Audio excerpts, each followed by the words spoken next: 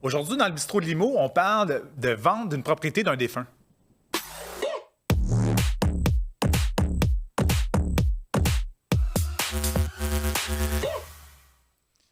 Bonjour, bienvenue dans une autre capsule où on répond à vos questions en immobilier. Et honnêtement, on a une question, ça peut être un peu délicat dans le fond. Vendre la propriété d'un défunt, c'est pas tout le temps, en effet, la joie, comme on dit.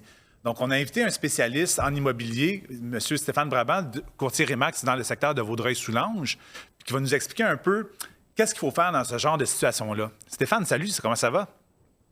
Ça va bien? Toi, le Philippe? Super. Fait que, dans le fond, à quoi s'attendre là, quand on veut mettre en vente? On a hérité d'une maison, ou en tout cas, on a une maison entre les mains là, justement de quelqu'un qui est décédé. Qu'est-ce qui arrive? Oui, Philippe. Présentement, c'est ça. Je me fais approcher par différentes personnes pour mettre les propriétés en vente suite à un décès. Euh, Moi, la partie la plus importante, c'est de définir qui a la capacité juridique de pouvoir être inscrit sur le contrat de courtage-vente. Donc, moi, dès le départ, je vais demander les documents qui vont s'appliquer. Donc, est-ce que vous avez un testament? Une déclaration d'hérédité, l'acte de décès, est-ce que vous avez les recherches testamentaires, est-ce que désignation du liquidateur? Donc, à ce moment-là, si j'ai des liquidateurs, je vais savoir vraiment qui inscrire. On peut même avoir des documents qui vont être renonciation à un legs particulier. Il y a différents éléments comme ça. Donc, pour aller un petit peu plus profondément dans ces critères-là, j'ai Maître Catherine Archambault avec nous. Catherine, est-ce que tu voudrais poursuivre avec ça? Oui.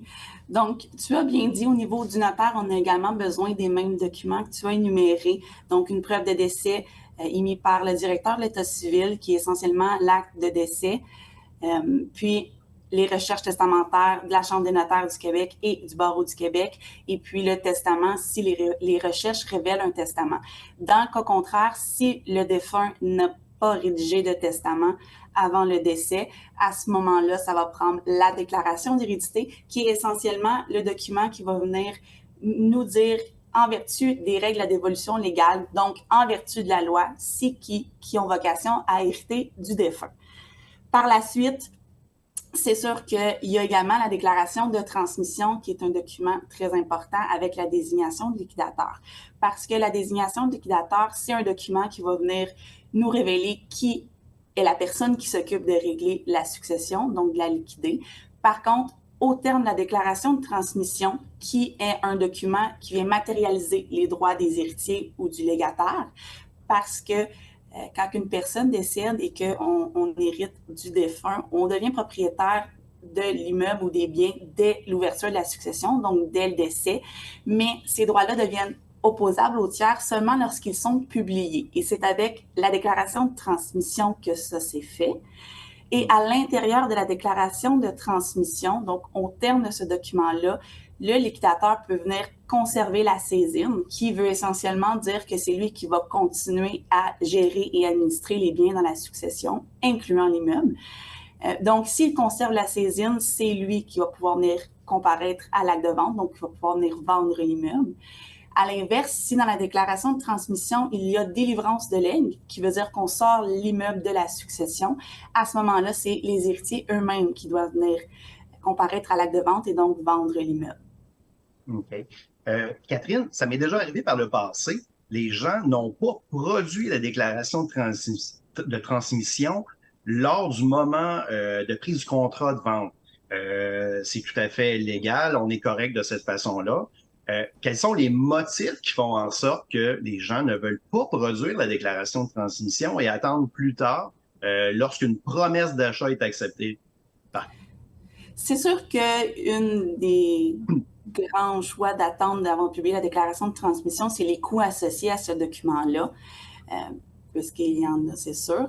Donc, c'est possible de publier la déclaration de transmission juste avant l'acte de vente, c'est pas un problème, c'est tout à fait correct. C'est sûr qu'il y a des risques associés à ça.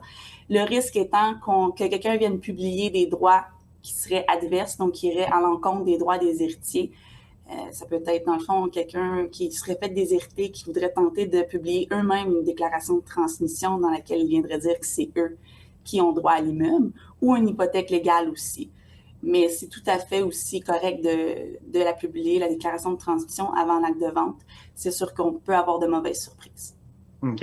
Est-ce que c'est aussi une histoire de taxe, le fait que la déclaration de transmission soit faite un peu plus tard? Tout à fait.